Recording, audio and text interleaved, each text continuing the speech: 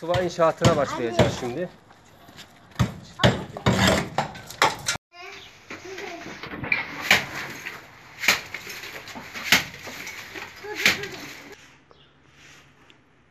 Evin içinin ince sıvasına başlandı. İş devam ediyor.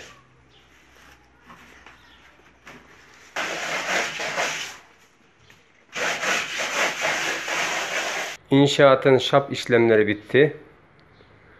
Şu anda astar boyaya başladık. Arkasından normal boyamızı yapacağız.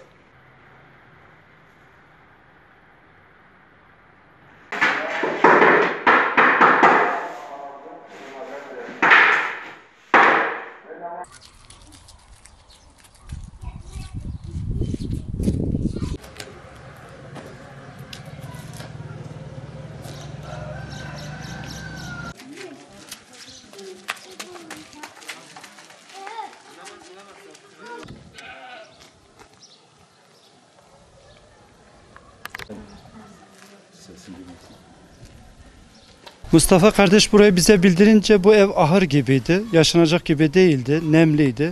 Sonra İHO Ebrar'dan Allah razı olsun vesile oldu Hollanda'da. Bu kardeşimizin evine 2 oda, o arkadaki olan ahırı da güzel yaptık. Fayans yaptık, çatıyı, kapı pencereye pimapen yaptık. Yani yaşanacak bir duruma geldi.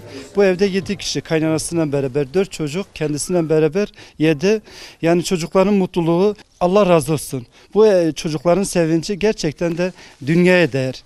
Bu kardeşlerimizden Allah razı olsun. 7 kişi vesile oldu. Bunların ismini okuyayım size. Tekrar Allah razı olsun. Gıyasettin Yıldırım, Talip Acar, Satı Kayahan, Hasan Yıldırım, Zeynep Duran, Besime Aktaş, İpek Arslan. Onlar da Allah razı olsun. Bu çocukların sevinciyle görmelerini de isterim. Böyle hayırseverlerine daima devam etmelerini isterim. Allah razı olsun.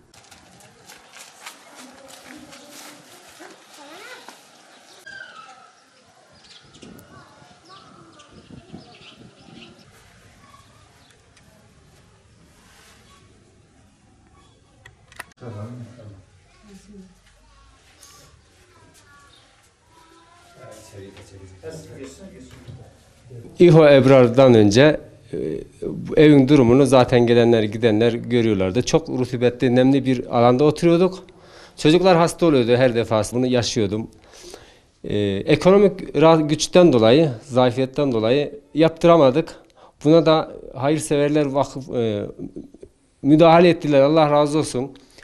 Yapandan, yaptırandan, İHO Ebrar'dan Allah razı olsun. Minnettarım. Çocukların sevincini 3-4 gündür yokladım, gözlemledim. Nasıl? Çok mutlu oldular. Onlar da dua ettiler. Yani misafirler gelebiliyor artık. Bundan önce misafir alamıyordum. Çok muzdarip oluyordum. Üzüntümü dışarıya veremiyordum. Ben de ruhen, bedenen rahat ettim. Allah razı olsun.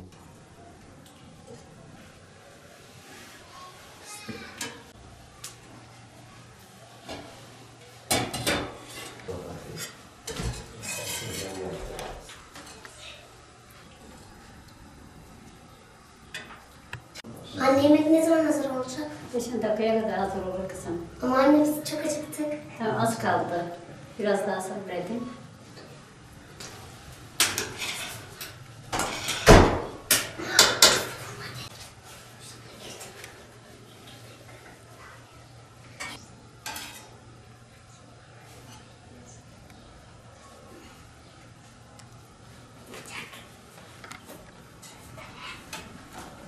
Şu anda çok mutluyuz. Çocuklarımızla kendimiz sıcak bir yuvaya kavuştuk. Allah hepinizden razı olsun. Vesile olanlar da sizlerden.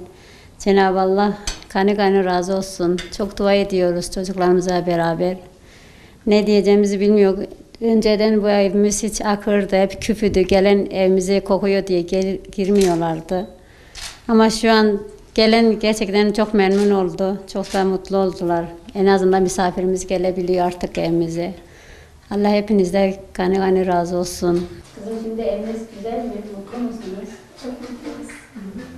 Önceki eviniz nasıldı? Çok kötü. Şimdi Canım çok güzel.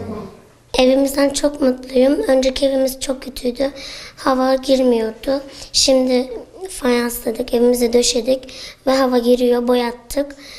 Önceki evimizden duvarda yaş çıkıyordu. Yaslanamıyorduk, yastık koyamıyorduk. Yastık koyduğumuzda yastıkta yaş çıkıyordu. Annem onu yıkayamıyordu. O zaman makinemiz bozuktu, çalışmıyordu. Elle yıkamak zorunda kalıyordu. Şimdi evimiz çok güzel, rahatız. Duvarda yaş çıkmıyor.